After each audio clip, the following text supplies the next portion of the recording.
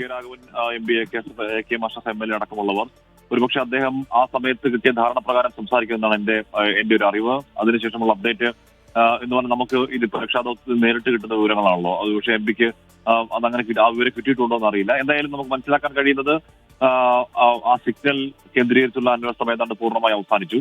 ദൗത്യ സംഘം ജില്ലാ ഭരണകൂടത്തോട് അതിൽ വണ്ടിയില്ല എന്ന കാര്യം പറയുന്നു, രേഖാമൂലം തന്നെ അറിയിക്കുന്നു. അതിനെ തുടർന്നാണ് പുഴയോട് ചേർന്നുള്ള പ്രദേശത്ത് ആ പരിശോധന നടക്കുന്നത്. നമുക്ക് ഇവിടെ നിൽക്കുമ്പോൾ അങ്ങ് ദൂരേക്ക് ആയി കാണാം, ചെറുതായി കാണാം അവിടെയുള്ള പരിശോധന. അത് അവിടെ മണ്ണും പുഴയും പുഴയും കരയും ചേരുന്ന ഭാഗത്താണ് ഈ മണ്ണിങ്ങനെ അട്ടിയടി കിടക്കുന്നത്. അവിടെയാണ് ഇപ്പോൾ പരിശോധന നടക്കുന്നത്. ഡ്രഡ്ജിംഗ് എന്ന വാക്ക് അതിന് ഉപയോഗിക്കാൻ കഴിയില്ലെങ്കിലും ഏതാണ്ട് സമാനമായ രീതിയിലുള്ള പരിശോധന അവിടെ നടക്കുകയാണ്. അവിടെ ഒരു സിഗ്നൽ കിട്ടിയെന്നുള്ളതാണ്. ഇതിലെ പ്രശ്നം നേരത്തെ വിജയകുമാറൊക്കെ നേരത്തെ പറയുന്ന പോലെ ഇവിടെ എല്ലാം ധാതു സാന്നിധ്യമാണ്, എല്ലാത്തിനും ധാതു സാന്നിധ്യമാണ്. അപ്പൊ ഈ റഡാർ ഇതൊക്കെ റീഡ് ചെയ്യും എന്ന് പറഞ്ഞാൽ അത്യാവശ്യം റഡാർ സിഗ്നലിനെ ആകർഷിക്കാൻ തക്കവണ്ണം ശക്തിയുള്ള ധാതു ലവണ സാന്നിധ്യങ്ങൾ ഈ പറയുന്ന മണ്ണിലും പാറയിലും ഒക്കെ ഉണ്ട്. അത് കാരണം ഈ സിഗ്നൽ നമ്പാൻ പറ്റുമോ എന്നറിയില്ല. ഉള്ള കാര്യം ഉള്ളതുപോലെ തുറന്നു പോകാൻ കാര്യം 2 തവണ നമ്മൾ ഈ സിഗ്നൽ കിട്ടുകയും വളരെ പ്രതീക്ഷാപൂർവ്വം കാത്തിരിക്കുകയും ചെയ്തവരാണ്. അത് കഴിഞ്ഞ് അങ്ങോട്ടേക്ക് പോകുമ്പോൾ വണ്ടിയൊന്നുമില്ല എന്ന കാഴ്ച നമ്മൾ കണ്ടു. ഇപ്പോൾ ഈ മണ്ണിൽ പരിശോധന നടക്കുകയാണ്. മണ്ണിലെ പരിശോധനയിൽ എത്രത്തോളം പ്രതീക്ഷ കൈവെക്കാം എന്ന് ഇപ്പോഴും അറിയില്ല. അവിടെ കൂടെ കഴിഞ്ഞാൽ എനിക്ക് തോന്നുന്നു ഈ കരയിലുള്ള പരിശോധന ഏതാണ്ട് ഓൾമോസ്റ്റ് പൂർത്തിയാക്കി വൈൻഡപ്പ് ചെയ്യാനുള്ള സാധ്യതയാണ് ഇപ്പോഴുള്ളത്. അതുകൊണ്ടാണ് ഈ ദൗത്യ സംഘം രേഖാമൂലം ഈ ജില്ലാ ഭരണകൂടത്തിലേക്ക് അടിക്കുന്നത്. മാത്രമല്ല അതിന് മുമ്പ് തന്നെ റവന്യൂ മന്ത്രിയും ജില്ലാ കളക്ടറൊക്കെ സമാനമായ മൂഡിൽ തന്നെയാണ് സംസാരിക്കുന്നത്. ഇന്ന് രാവിലെ തന്നെ കളക്ടർ പറഞ്ഞത് 99% മണ്ണ് പൂർത്തിയായപ്പോൾ വണ്ടിയില്ല, ഇനി ഗംഗാവലി പുഴയിലാണ് ഫോക്കസ് എന്ന് രാവിലെ തന്നെ കളക്ടർ പറഞ്ഞു. അതിനുശേഷമാണ് ഡെവലപ്മെന്റ് ഒക്കെ ഉണ്ടാവുന്നത്. അപ്പൊ അതിന് മുമ്പ് തന്നെ ജില്ലാ ഭരണകൂടത്തിന്റെയും സർക്കാരിന്റെയും താല്പര്യം അത് തന്നെയാണെന്ന് മനസ്സിലാക്കണം. എന്തായാലും ഗംഗാവലി പുഴയിലേക്ക് പരിശോധന നീളുകയാണെങ്കിൽ അനുജ പറയുന്നത് പോലെ അത് അങ്ങേയറ്റം ദുഷ്കരമാണ്. നമ്മൾ ഈ കണ്ട കളിയൊന്നുമല്ല, ഇവിടെ നമ്മൾ ഈ കരയിൽ കണ്ട പരിശോധന പോലെ ഒന്നുമല്ല. അതിന് വളരെ മാസീവായിട്ടുള്ള വലിയ യന്ത്ര സംവിധാനങ്ങളും സാങ്കേതിക സംവിധാനങ്ങളും ഒക്കെ ആവശ്യമുണ്ട്. കാരണം ഗംഗാവലി പുഴ ഇതെന്തൊരു വലിയ പുഴയാണ് എന്ന് നമ്മുടെ കണ്ണിന് ഉൾക്കൊള്ളാൻ കഴിയാത്ത വണ്ണം വല്ലാത്ത പുഴയാണ്. ഇതിങ്ങനെ കുത്തി ഒഴുകുകയാണ്.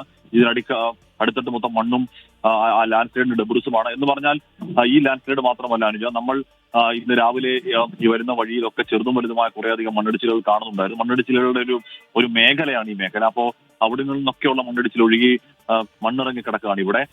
അതോടൊപ്പം നേരത്തെ പറഞ്ഞ ലക്ഷ്മണന്റെ ആ കടയുടെ താഴെ നടത്തിയ പരിശോധനയിലും കാര്യമായ ഏതെങ്കിലും സിഗ്നൽ കിട്ടുന്നില്ല എന്ന് വേണം മനസ്സിലാക്കാൻ. കൂടുതൽ സാങ്കേതിക സഹായങ്ങൾ ആവശ്യമുണ്ട്. നമ്മൾ നിസ്സഹായമായി നിന്നുകൊണ്ട് തിരിച്ചറിയുന്നത് ഏറെ പ്രതീക്ഷയോടുകൂടി നമ്മൾ കണ്ട കരയിലെ പരിശോധന നിരാശാജനകമാവണ്ണം ഏതാണ്ട് അതിന്റെ ശുഭപര്യാവസ്ഥ എന്ന് പറയാൻ കഴിയില്ല. അതിന്റെ ശുഭമല്ലാത്തൊരു പര്യാവസ്ഥയായി മാറുന്നു എന്ന് വേണം മനസ്സിലാക്കാൻ. ഇന്നിപ്പോൾ സമയം 5 മണിയാകുന്നുണ്ടല്ലോ അനുജ.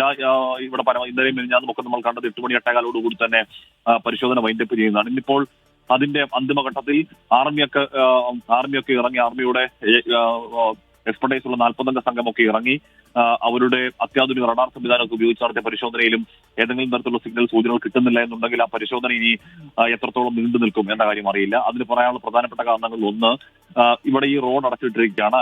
റോഡ് അടച്ചിട്ടിരിക്കുമ്പോൾ അങ്ങോട്ടേക്ക് ലോറികളുടെ നീണ്ട നിരയാണ്. എന്ന് പറഞ്ഞാൽ ഒരു 100-300 ലോറികൾ റോഡ് സൈഡ് ഇങ്ങനെ അങ്ങനെ കിടക്കുകയാണ്. അവർക്ക് പോകാനുള്ള വഴിയാണ് ആ വഴി തുറന്നു കൊടുക്കൽ കൂടി പ്രയോറിറ്റിയാണ്. അതുകൊണ്ടുകൂടി തന്നെയാണ് ഞാൻ പറയുന്നത് ചിലപ്പോൾ അതിനി എത്ര സമയം കൂടി ആ കരയിലെ പരിശോധന നീളും എന്ന കാര്യം ഇനിയും അറിയില്ല. അത്യധികം സങ്കീർണമായ സാഹചര്യങ്ങളിലൂടെ കാര്യങ്ങൾ കടന്നു പോകുന്നു അനുജ.